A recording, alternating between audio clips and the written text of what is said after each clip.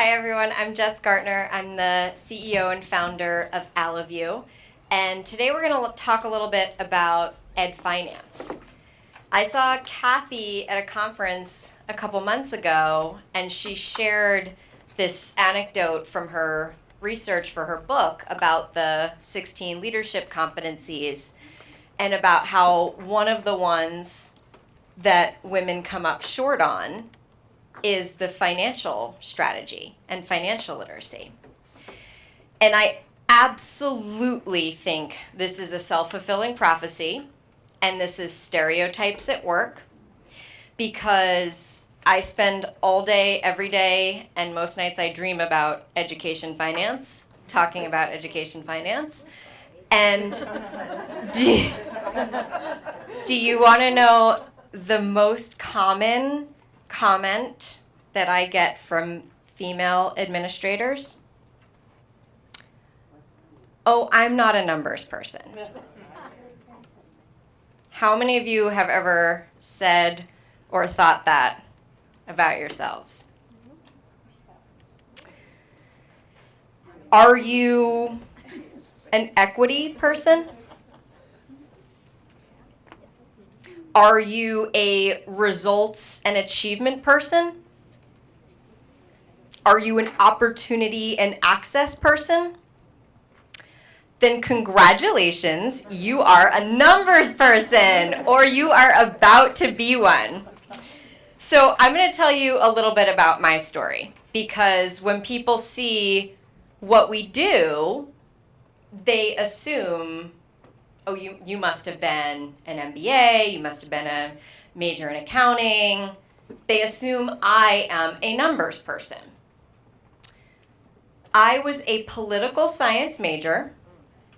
I was a theater arts minor. I have a master's in teaching social studies.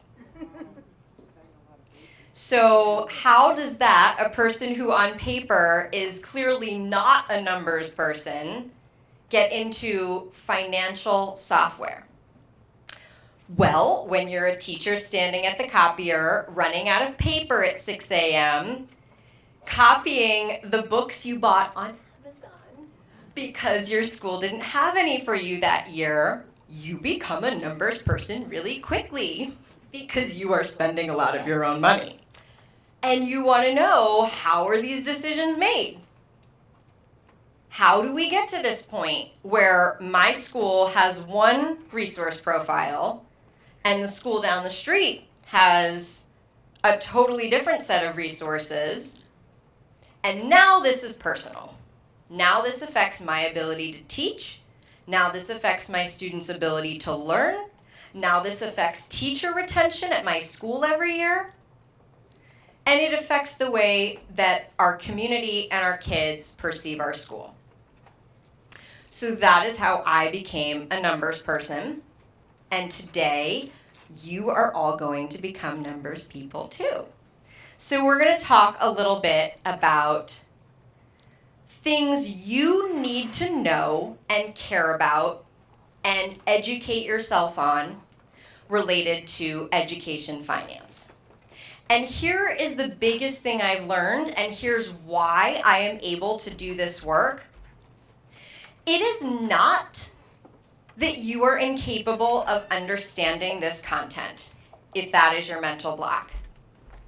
I would bet it is because this information has never been put in an accessible format for you. And thus, you are having a hard time parsing out the narratives that you need. Because I've heard all of you speak here this week. I know you're all excellent communicators. I know you're all wonderful storytellers. And here's the thing about financial data. It is very information rich. It tells a lot of stories about what is happening in your district. Have you ever heard the saying, your budget shows you your priorities? That is a narrative that your financial data and budget shows. Your financial data tells a narrative about what's working, and maybe more importantly, what is not. Your financial data shows you a narrative about resource equity and access and how your students have different learning opportunities and access to different resources across schools. So these are the stories that we need to involve superintendents in so that you can help construct and share these narratives for your district. Because money is power. And when you don't engage in these conversations, you are relinquishing power to anyone who wants to take it. If you don't construct these narratives for your district, if you don't dissect these narratives, I'll bet you somebody else will, and it'll probably be on the front page of the paper. So you should take this power in your own hands to mold the narrative that you want to see for your district. Okay. First thing, how are dollars allocated to your schools? We talk a lot about the top line dollars that are coming to your district, but guess what? Unless you're a one-site district, students are not showing up to the district office every day, right? They're showing up in schools. So how do dollars get to schools? Does anybody know what their allocation method is for their district that they want to share out? You want to share yours, Rebecca? People. Okay, staffing ratio is a really common one. It's also one that can create a lot of inequities.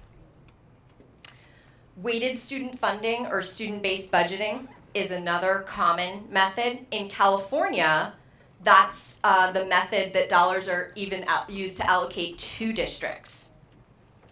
Now, the crazy thing about this is your state may actually have a good method of allocating dollars to your district.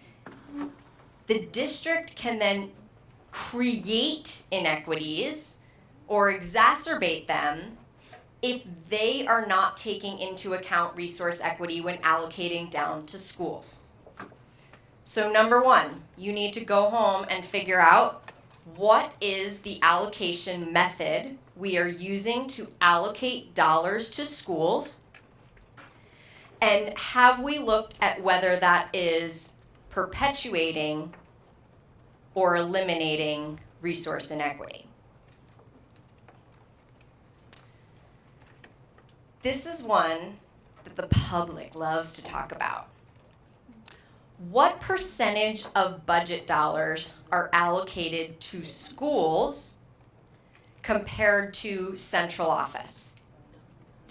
Now, this one is trickier than it looks. And I'll give you an example.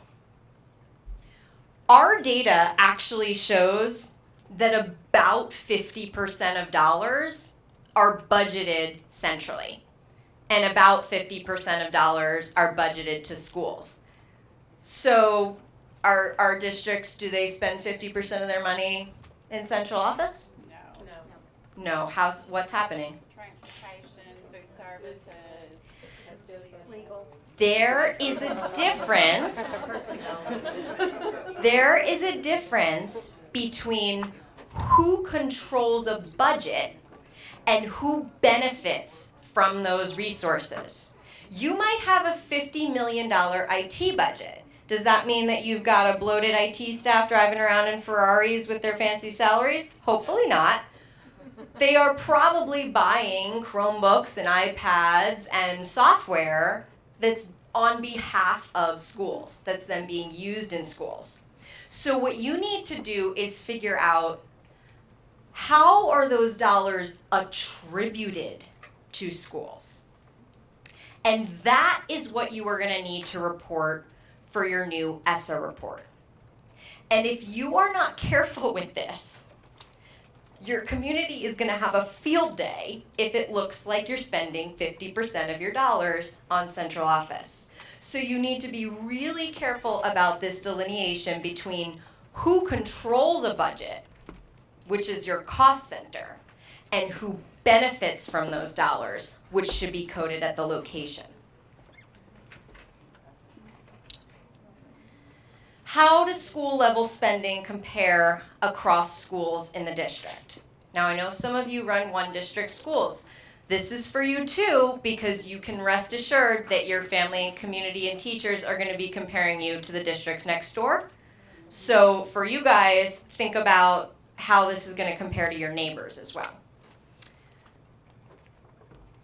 I've got an example up here showing some elementary, middle, high school teachers per pupil spending, actual per pupil spending at the school level, which is what you're going to have to report on ESSA. I've got one school here that's at like $4,000, and I've got another one over $8,000. How does that happen?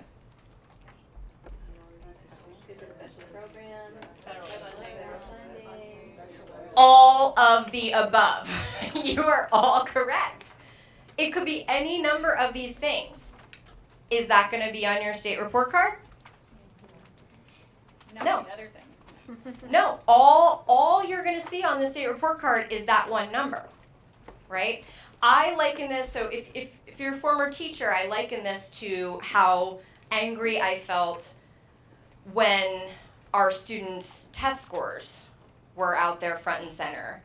And I would think, okay, yeah, Derek is only 40% proficient, but he grew 4 grade levels this year. Where is that story, right? They're going to see this one number. They're not going to see the context about special programs or capital improvements that might have been done or special populations at that school or seniority of teachers or any number of things that can impact these dollars. So that burden is on you to tell that story. And I recommend that you get it out there before the press and the public invent their own story and speculation to tell about your district without that context, because believe me, they will. We are already starting to see it. Are resources equitably distributed? Now, with that disparity that we just saw in the previous slide, it could be that the school with lots more money is because they've got lots of special ed students, they've got lots of Title I, we've got lots of special programs, and they've got an after-school program, and they've got a rec center in their community school. But more often than not, it goes the other way. The more common case that we see 90% of the time is that the students with the highest need receive the fewest dollars because of, what did you say? Because the most tenured teachers with the highest salaries often cluster in the schools with lowest need. And actual salaries are going into these reports. There is a big difference between $20,000, $80,000 teachers and $20,000, $40,000 first-year teachers in a school. So it is very possible that you will have a negative correlation. And then you're going to need to have a tough conversation about how to correct that and how to communicate that with your community. Now, this is actually a real-life example from an equity analysis that we did, name not to be revealed, comparing per pupil expenditures with the percent of free and reduced price lunch at each school. And the percent of free and reduced price lunch varies from 0 to 80%. It was like a flat line. So this is a district that historically has been using a staffing ratio, and their allocations are almost exactly equal. In a district where you have free and reduced price lunch populations ranging from 0 to 80%, equal is not what you should be aiming for. Did that include federal? This did not include federal.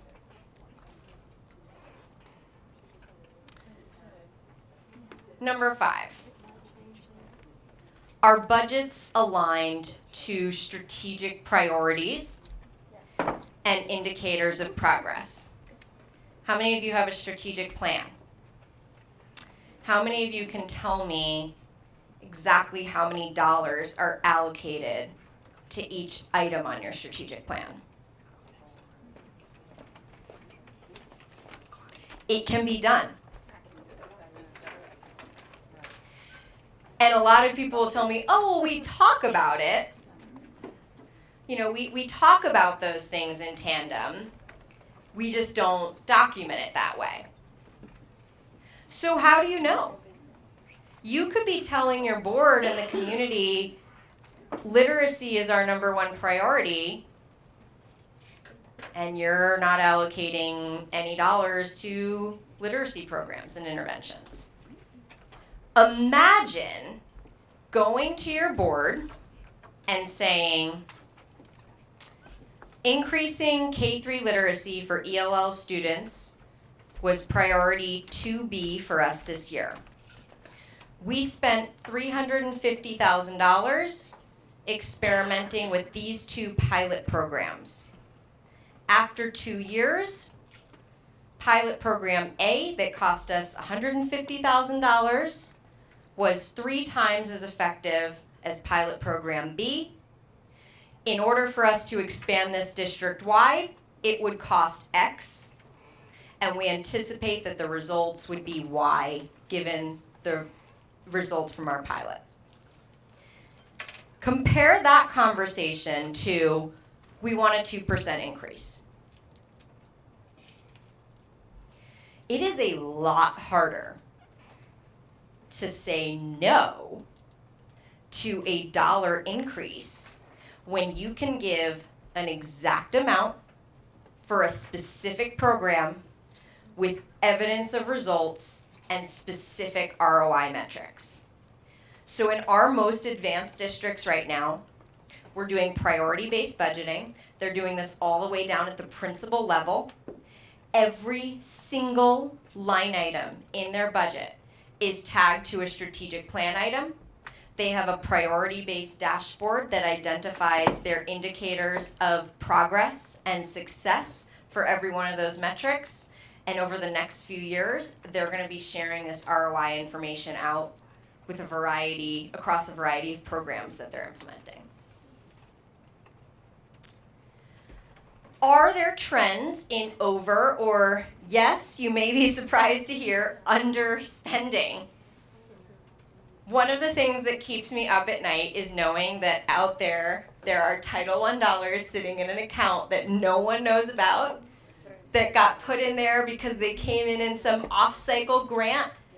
And on June 3rd, someone's going to get a call. I see you all nodding because you know exactly what I'm talking about. June 3rd, someone's going to get a call. You have $250,000 in this account. I need you to spend it next week. And you're going to say, well, I was just at this conference, and here's a glossy brochure I got, and we're going to call them up, and let's do it. And can you get it done by the end of the month? Happens all the time. Not a strategic use of dollars. Especially not a strategic use of dollars for our most high-need students. And those dollars are not benefiting students this year. In fact, you're going to go buy whatever that is. It's going to get put in a supply closet. Somebody's going to forget about it. And your second-year teacher is going to find all those MSA prep books a month after we took the MSA the following year. True story. So, to bring back that example, not only are you leaving money on the table or not, but is spending actually strategic throughout the year? When you task your principals and your department heads and your finance office to create not just a budget, but a plan for spending, not only are you much less likely to leave money on the table or go spend on crazy things on a crazy shopping spree in June when you find money, you are much more likely that those dollars will be aligned to your strategic goals. that they will be spent strategically throughout the year, and that they will actually benefit students that year in a concerted way. And if a principal comes to you in April and says, I need $50,000 for XYZ, you can pull up their plan and say, okay, 1, where was this in your plan? 2, are there trade-offs we can make in your plan? Are there things that you thought you were going to need and either are not working and you want to stop doing them, or you've decided mid-year there's been a shift, but you actually have a baseline for that conversation. And the district is not just an ATM for shiny new things. This is one of my personal favorites. Are finance and HR data consistent? Yeah, this one gets a lot of laughs. Have you ever seen those stories about these surprise deficits, surprise payroll issues, and you think, how does that happen? 85% of a district's budget is people. So if something's going to really throw your budget off, it's probably personnel. Very rarely do finance and HR systems talk to each other, including if they are from the same company. I hope so. No, I mean, it does. It's very rare that they do. We very often find that the finance data is in one system and tells one story. HR system is in another system, often from the same company, and they are not fully connected. So what happens is that your projections are off, payroll data is off, benefits data is off, vacancy data is off, and it compounds and creates problems at the end of the year. When we first rolled out our budget and staffing tool, this is a district where they use the same company for finance and HR. We pulled in all of their staff job type data and staff rosters. We looked at their finance budget. We found 1,000 personnel conflicts. Wrong job titles. That means wrong salary and wrong benefits. So what finance is budgeting is different from what HR is running for payroll. Very common. So make sure that your HR and finance data are very tightly coupled. Last tip for Savvy Soups: is finance data transparent for families and communities? When I say transparent, I don't mean is it sitting on a website and they can go download a 500-page PDF of your budget. I know you probably have that. The state requires it, it's there. Not transparency. That's access to information, and for your parents who are CPAs, I'm sure they have a field day with it. For your parents who are just trying to figure out what resources are going into their kids' school and how it compares to other schools in the district, and are there special programs, and what's the personnel costs going in, those documents are often not helpful for them. So transparency is not only access to information, but putting it in the context and a format that tells a story and is easy for them to understand. And all of those things are critical when relating to families and communities. So those are my 9 tips. I wanted to leave a few minutes for questions and hopefully then get us out to our wine cruise. Can